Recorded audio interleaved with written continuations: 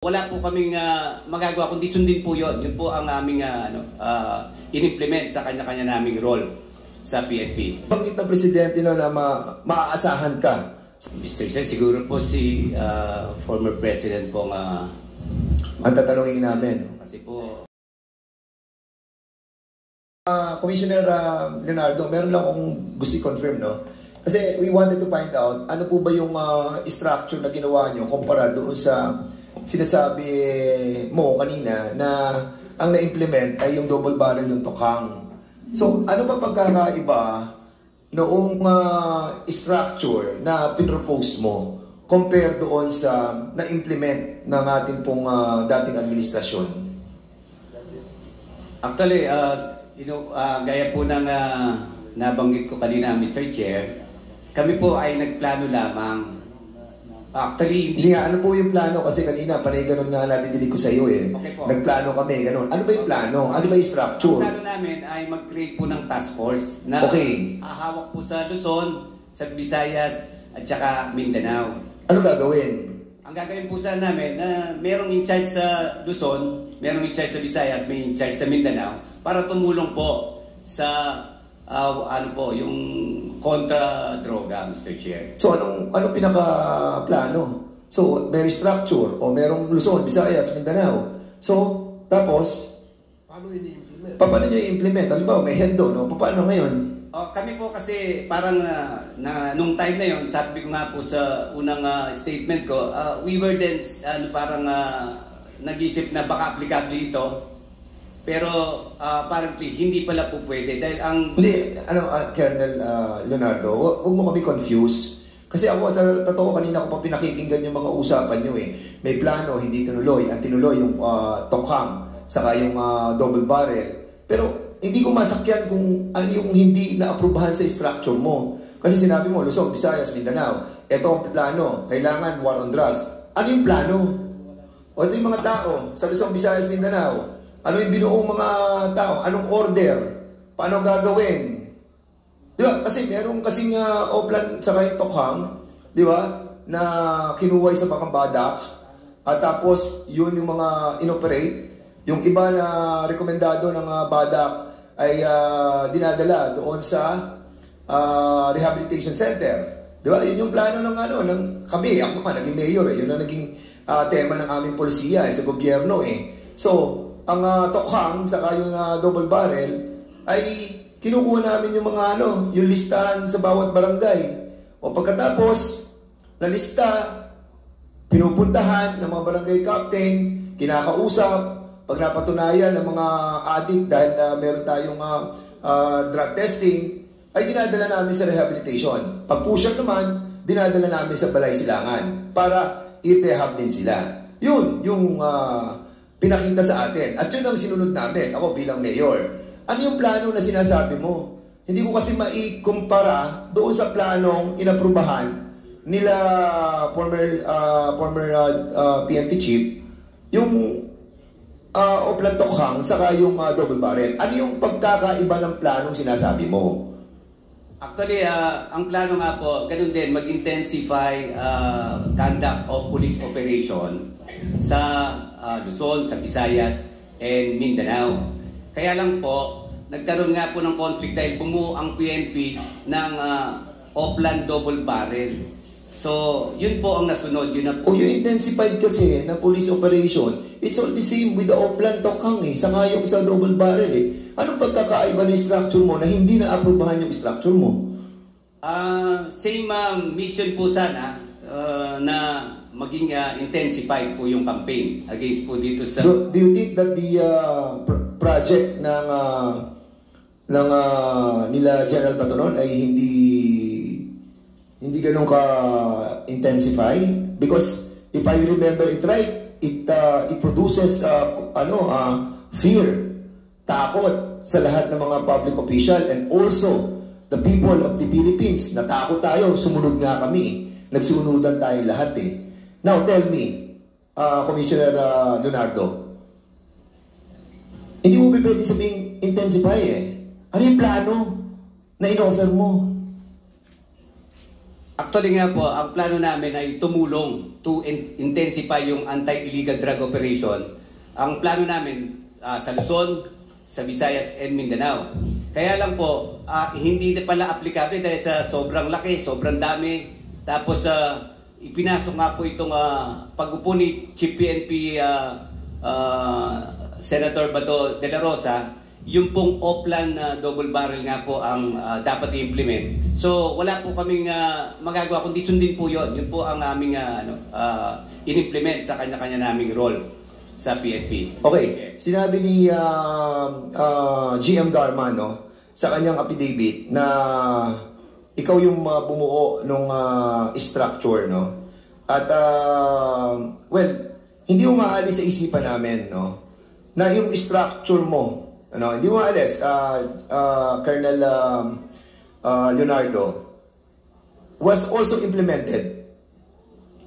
Alam mo yung plano mo na sinunod, like for example, what happened to the different parts of the country, aside from the Tokhang, aside from the double barrel, there was indeed, nakita natin na mga namamatay sa buong Pilipinas. And it was recorded, na halos lahat ng mga namamatay na katulad dun sa nangyari kay Mr. Tony Halili ng Tanawan at nangyari doon sa mayor ng Los Baños.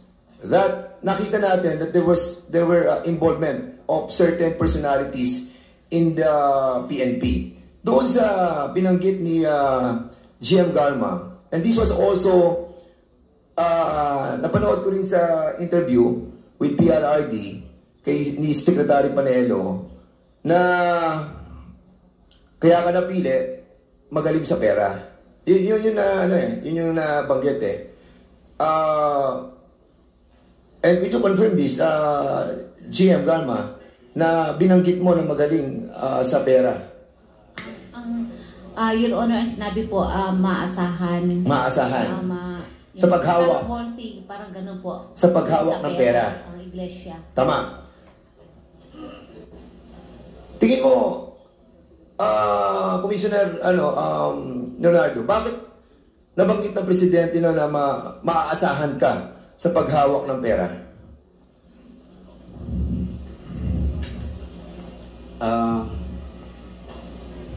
Mr. Sir, siguro po si former President po ang tatanungin namin. Kasi po, hindi ko po alam bakit niya sinabi.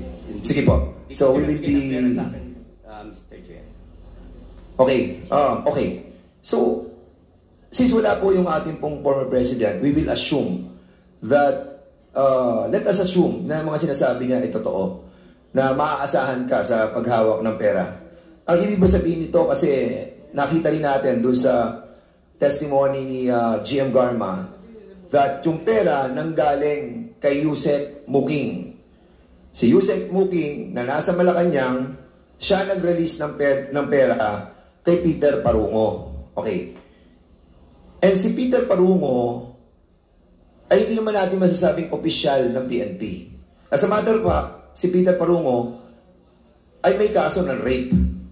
Di ba? At siya tumatanggap ng pera in accordance with the testimony of affidavit of GM Garma. At doon sinasabi, natatakot si Peter Parungo dahil malaki na yung perang nasa PPI, sa PS Bank, at sa Metro Bank. Now, ang tanong,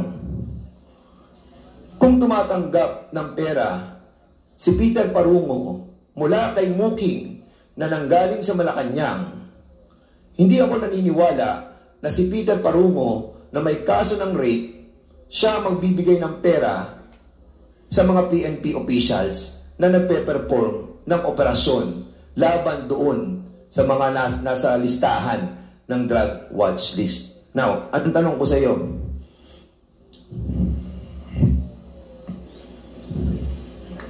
hindi ba ikaw ang umahawak ng pera na nanggagaling kay Peter Parungo?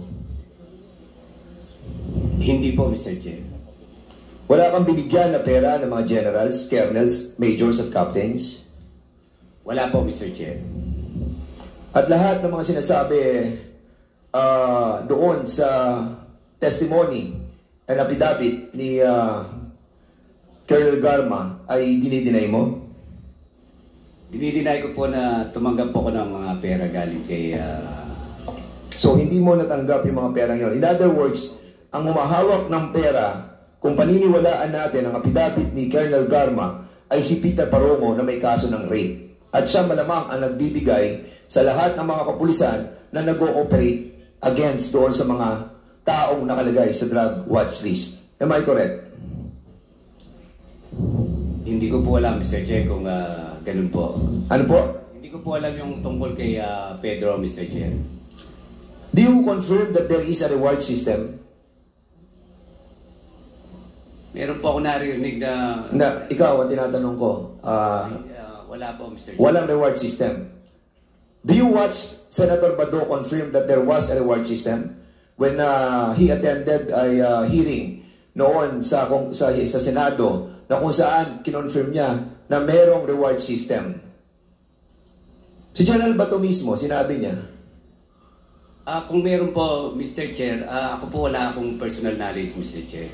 Do you also watch the mga lumalabas sa social media that even the Senator Go confirmed that there was a reward system? Ayoko na po hindi po ako gano'n. Alam mo kasi, Commissioner Leonardo, ikaw na lang ang hindi nakakaalam na may reward system. Naririnig ko po, Mr. Chair, na... At ayaw mong sabihin na may kinalaman ka sa reward system. Kahit na sinasabi na ng mga opisyales and even the former president also during his first months of assumption have said na mayroong reward system.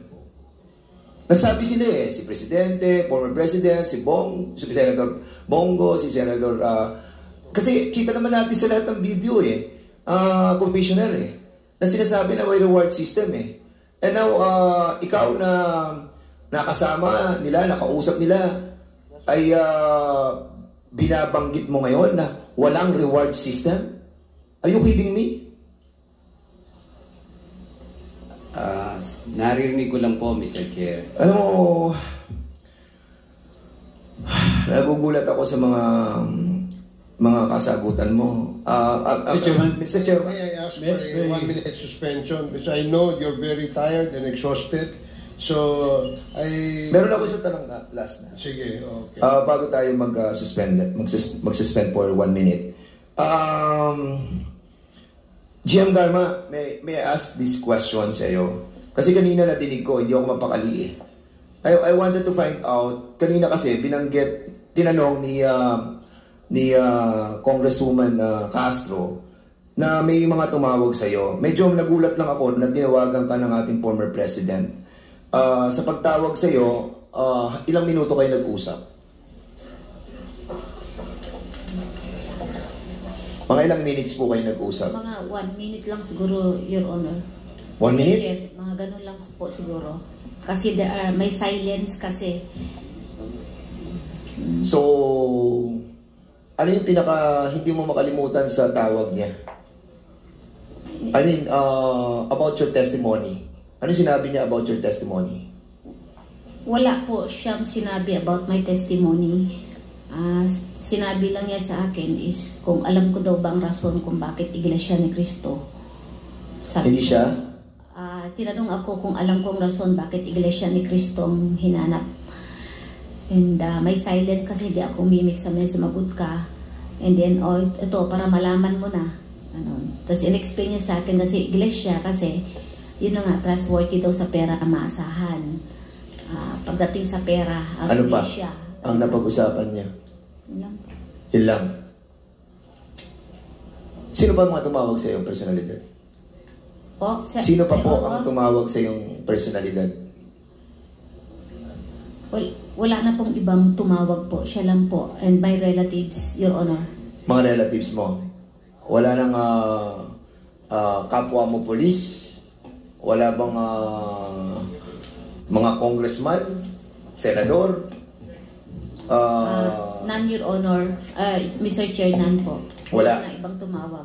Okay. I just wanted to be clear, GM Garma, para at least maliwanag tayo that you are not being pressured by anyone inside and outside of this House of Representatives. Otherwise, we will not allow some pressure coming from this House and outside that is pressuring you to say something against your will. Yun lang po yung gusto namin malaman. Yes, Mr. I hope you're telling the truth. Yes, Mr. Chair. Wala pong ibang tumawag na po. Sige. Mr. Chairman, you're asking for a 1-minute suspension. Then I will be asking more questions in a while. Yeah, 1-minute suspension.